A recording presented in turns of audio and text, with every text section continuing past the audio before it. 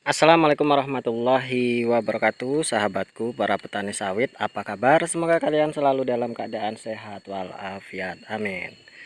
Teman-teman, kita sebagai petani sawit sangat bahagia ketika melihat tanaman kita itu tumbuh subur, hijau, dan berbaris dengan rapi tanpa ada yang terkena penyakit, tanpa ada yang dimakan hama.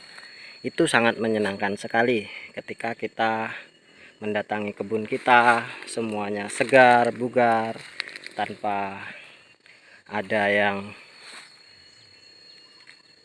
cacat sedikit pun. Itu membuat kita itu sangat bahagia, dan tentunya kita sudah bermimpi untuk mendapatkan nanti hasil panen yang melimpah. Ya, itulah impian kita menjadi petani.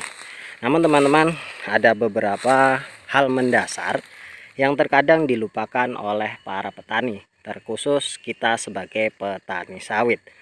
Namun sebelumnya teman-teman, saya disclaimer terlebih dahulu. Jadi apa yang saya bicarakan di sini memang bukan berdasarkan jurnal atau searching di Google atau hal lain sebagainya, namun berdasarkan pengalaman saya pribadi, apa yang saya lihat di kebun saya dan saya bandingkan dengan kebun orang lain, yang tentunya teman-teman, permasalahan petani itu sama saja dimanapun berada, terutama petani sawit, dan tentunya itu bisa menjadi tolok ukur kita bersama.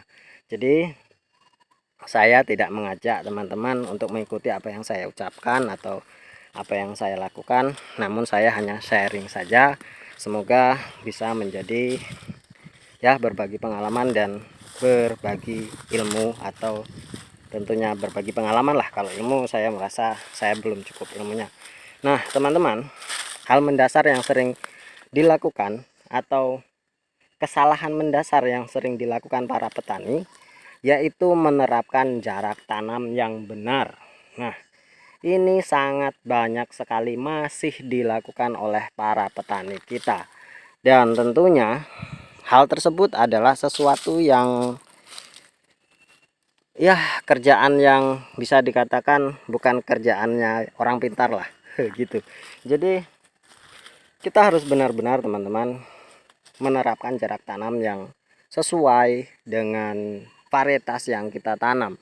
Kita harus paham betul varietas apa yang kita tanam, apakah itu varietas dengan jenis pelepah panjang atau varietas dengan jenis pelepah sedang ataupun pendek.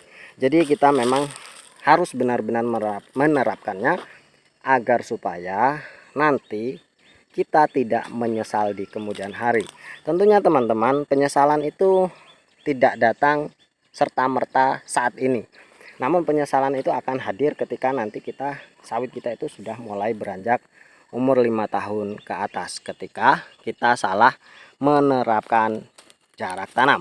Baik itu kita melakukan terlalu lebar ataupun kita menerapkannya terlalu rapat. Namun teman-teman, kalau terlalu lebar saya rasa itu hal yang bukan tidak mungkin, hal yang jarang terjadi. Kebanyakan para petani menerapkan jarak tanam yang terlalu rapat. Nah, hal inilah yang bisa membuat kita kecewa ketika nanti sawit kita itu sudah menginjak usia 5 tahun ke atas. Kalau untuk saat ini teman-teman, kita melihat sawit kita masih kecil dengan jarak tanam yang rapat, tentu sangat segar sekali melihatnya ya, berbaris dengan rapi, dengan subur, dan itu membuat kita berhayal kita akan mendapatkan hasil yang melimpah. Nah teman-teman, untuk perbandingan saja, saya ini menggunakan varietas Lonsum BL1 dan saya menggunakan jarak tanam 10 kali 10 segitiga. Jadi saya tidak pandai menghitung ya. Saya tidak pandai menghitung yang baris 9 kali 8 setengah atau seperti itu. Jadi saya segitiganya 10 kali 10. Jadi ke sana itu 10. Dan ini mengapa saya gunakan seperti itu? Karena saya mengantisipasi nanti ketika sudah mulai panen, sawit saya tidak berkembang secara maksimal. Nah teman-teman, hal ini tentunya perlu menjadi pelajaran bagi kita. Sudah banyak sekali contoh-contohnya di mana kebun-kebun yang melakukan penanaman dengan jarak tanam yang terlalu rapat itu banyak sekali menghasilkan sawit yang tidak produktif. Banyak sekali contohnya teman-teman. Di tempat khusus di tempat saya, mereka-mereka yang menanam dengan jarak tanam yang terlalu rapat itu memang benar-benar perkembangannya tidak bagus. Apalagi ketika sudah mulai umur 5 tahun ke atas, batangnya tidak bisa membesar lagi, pelepahnya menguncup karena kekurangan sinar matahari, dan buahnya tandannya itu menjadi kecil-kecil. Nah, hal inilah tentunya teman-teman yang tadinya kita mengharapkan kebun kita itu menghasilkan sawit yang berbuah besar-besar, namun kenyataannya menjadi berbuah kecil-kecil. Sedangkan di kebun tetangga kita yang menggunakan jarak tanam yang bagus, yang pas, buahnya itu bisa besar-besar. Nah, hal tersebutlah yang harus kita antisipasi sejak dini. Jadi teman-teman, mulai sekarang terapkanlah jarak tanam yang pas lah untuk varietas yang kalian tanam. Jadi jangan sampai nanti kita menyesal di kemudian hari hanya karena kesalahan yang kita lakukan di awal penanaman. Memang ketika kita mau melakukan pancang tanam, 9 kali 9 itu sudah sangat lebar sekali teman-teman, dan tentunya ada hasrat hati kita untuk lebih menciutkannya atau lebih memendekkannya. Hal tersebut harus dilawan teman-teman.